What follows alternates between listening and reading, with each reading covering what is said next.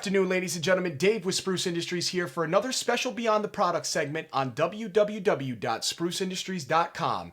Today, we're going to be talking about dwell time. Dave, what do you mean when you say dwell time? Very good question, Dave. Dwell time is the minimum duration that a chemical must stay wet on a surface in order for it to live up to its kill claims. So how do I know what my chemical's kill claims are and what the dwell time is on it? Two good questions in a row.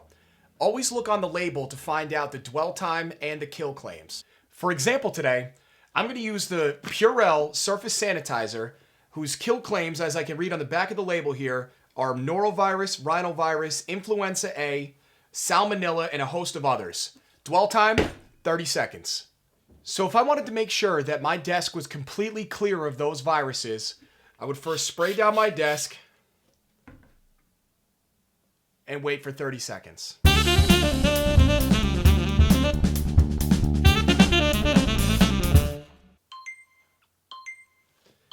That's 30 seconds. Now I can wipe it up.